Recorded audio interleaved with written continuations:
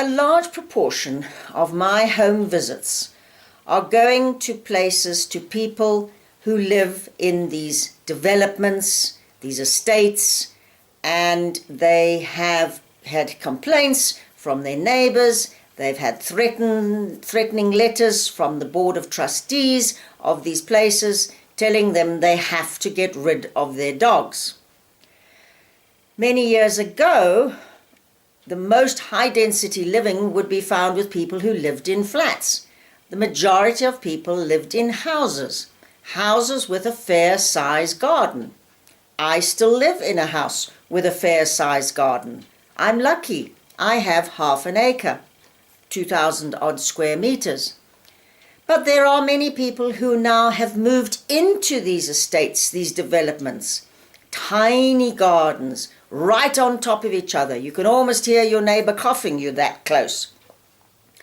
And these estates, these developments come with rules about owning animals. Some of them don't allow any animals. Some of them might allow a cat, and a lot of them, not as high a number, but there are some developments, some estates that will allow a dog. However, they stipulate that these dogs need to be 30 centimeters and under. And what are all the dogs that are 30 centimeters and under? These small dogs, they are yappers.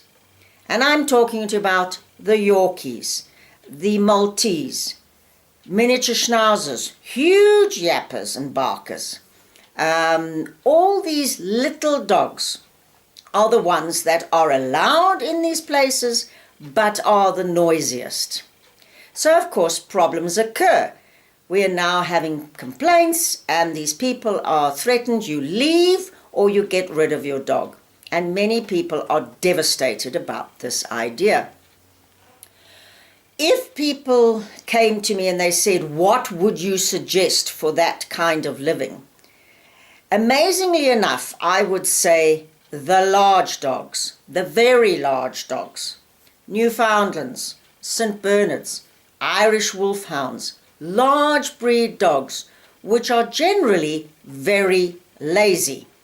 They like to lie around most of the day. So you take them out for a walk in the morning and a walk in the evening, and those dogs would be very content. You wouldn't be getting all the complaints that the people give to the people with these tiny yappers. Also, there are some medium-sized dogs that are also very well behaved. If they're well trained and go out and have their walks and everything, they also can be very content in this style of living. Now, I own border collies, and a lot of people will say, oh, but you can't own a border collie in that size garden. Well, actually you can. It depends on what you do with them. Any household can have a border collie because it's what you do to them, what you do with them. I have a friend, similar age, over 60, and she went into one of these developments which was for older people. Luckily they allowed dogs, but they did have the stipulation of the small dog. The lady went to the Board of Trustees and said, look, I've got 2 border collies. They are highly trained. They're well behaved. I need to know that I can bring them in here. Well, of course, she put up a persuasive argument, and the Board of Trustees said, okay, you can bring them in, but the first sign of problems, they're out. Well, the months went over, and she would walk around the estate, and she would go into the communal area, and everybody remarked on how well behaved her border collies were. They were not barkers. They behaved. They did not cause problems. It was the little dogs that were causing all the problems.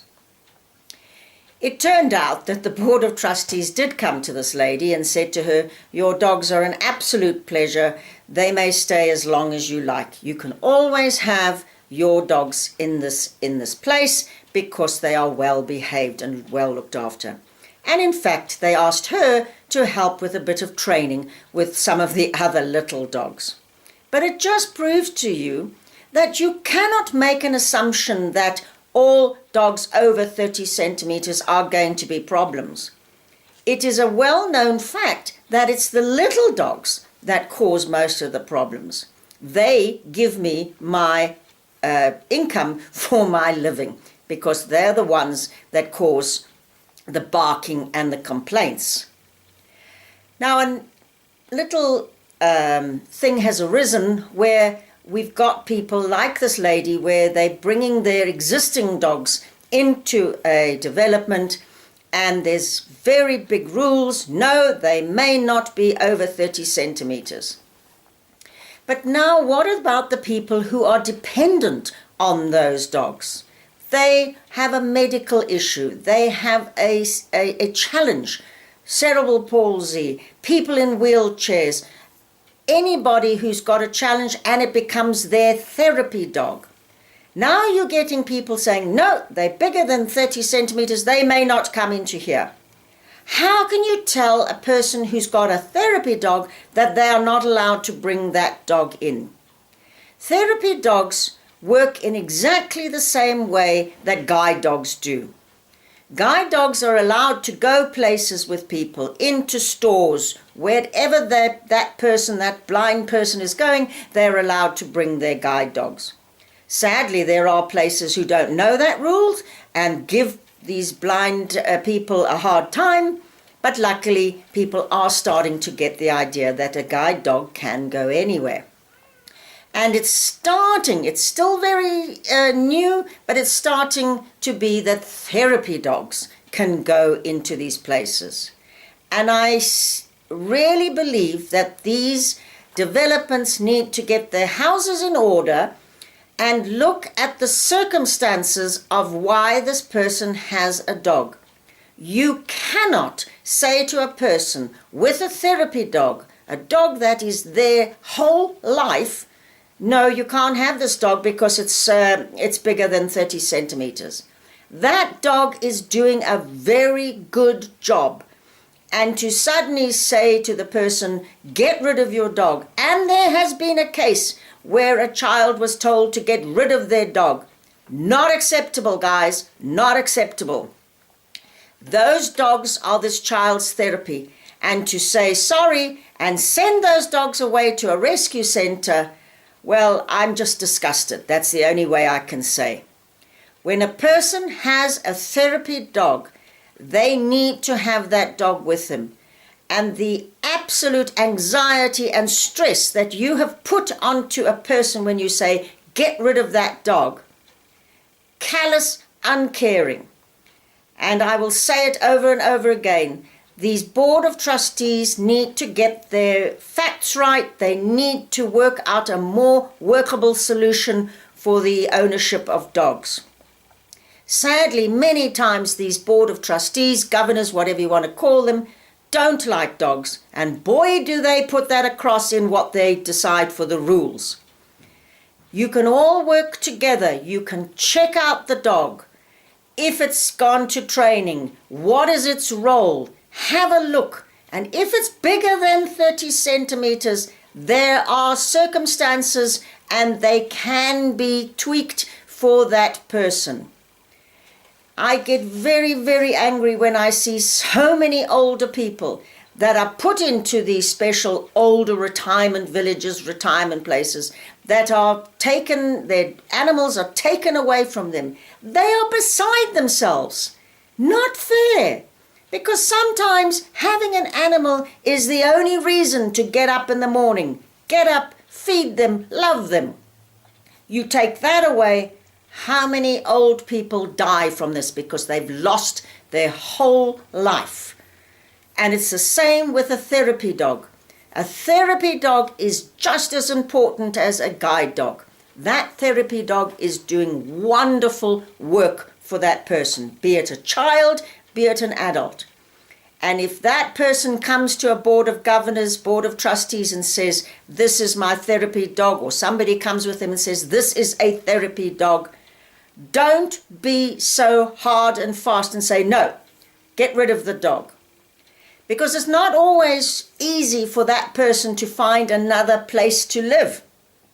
Not easy at all. They've chosen to live there, or they've been living there and now they're told, get rid of your dog. Not fair. So what I'm saying is, sadly, if you do have animals, you're going to have to think quite clear, be very clear about where you want to stay. Choose a place that does allow dogs, that doesn't have such hard and strict rules. I certainly have not moved into a smaller place because I know I can't take my dogs with me, and that I'm not prepared to do. But other people are forced into this situation. If you're on a board of trustees and board of governors, how about getting hold of a behaviorist, speaking to us? There's many of us out here who will give you very good guidelines, not this hard and fast rule of, oh, only dogs under 30 centimeters.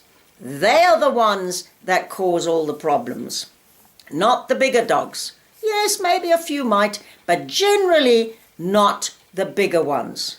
So let's all work together, and if somebody has a therapy dog and needs that dog, would you kindly review what your hard and fast rules have? There's always an exception to the rule, and if you're prepared to work around it, work with the owners, work with a behaviorist, everything can be sorted out. We can all live in harmony.